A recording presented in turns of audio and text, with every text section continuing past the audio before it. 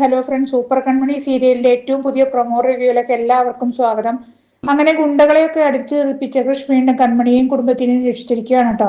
അവരുടെ മനസ്സിൽ ഒരു വീരപരിവേഷമാണ് ഇപ്പൊ കൃഷ്ണനുള്ളത്. അനിയനും ഏട്ടനും തമ്മിലുള്ള പിണക്കം അവസാനിപ്പിച്ച് അവർ വീണ്ടും ഒന്നിച്ച കമ്പനിയിൽ ചേർന്ന് പ്രവർത്തിക്കാൻ തുടങ്ങി കേട്ടോ. മനസ്സ് നല്ലപോലെ കുറ്റം നിഷേധിച്ചതുകൊണ്ട് എന്തോ അവളെ പുറത്താക്കണമെന്ന് കൃഷ് പറഞ്ഞെങ്കിലും അതൊന്നും നടപ്പിലാകുന്നില്ല. കൃഷ്ണൻ ബലരാമനും വീണ്ടും ഒന്നിച്ചതൊന്നും മാനസയ്ക്ക് ഒട്ടും സഹിക്കുന്നുണ്ടായിരുന്നില്ല. ബലരാമനോട് കല്യാണക്കാര്യം സുജാത സംസാരിക്കുമ്പോൾ തന്റെ മനസ്സിൽ ഒരു കുട്ടിയുണ്ടെന്ന കാര്യം ബലരാമൻ പറയുന്നുണ്ട് കേട്ടോ.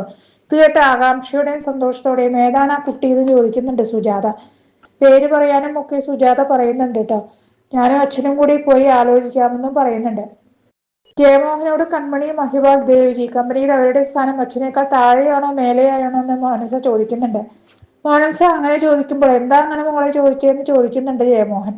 അപ്പോൾ താൻ ചെയ്ത പ്ലാനും അത് നടപ്പിലാക്കിയതും ദേവ്ജിയും കൺമണിയും മഹിയും എന്റെ അടുത്ത് അത്ര അധികാരം കാണിക്കാൻ പാടില്ലായിരുന്നെന്നും അവർ അച്ഛനേക്കാൾ താഴെയല്ലേ, അപ്പോ അവരെന്തിനാ എന്റെ അടുത്ത് അധികാരം കാണിച്ചതെന്നും ഒക്കെ ചോദിക്കുമ്പോൾ ആ പ്ലാൻ എന്താ എന്റെ അടുത്ത് മോൾ പറയാതിരുന്നതെന്ന് ജയമോഹൻ ചോദിക്കുന്നുണ്ട്. അതെന്താ, എന്നെ അച്ഛൻ അത്ര വിശ്വാസമില്ലേ?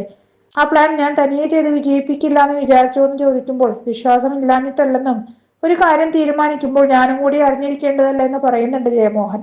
അങ്ങനെ സോഫിയെ കമ്പനിയിൽ നിന്ന് പുറത്താക്കാൻ തന്നെ ദേവ്ജിയും മഹിയും ഒക്കെ കൃഷ്ണനോടും ബലരാമനോടും ആലോചിച്ച് തീരുമാനിക്കുന്നുണ്ട്.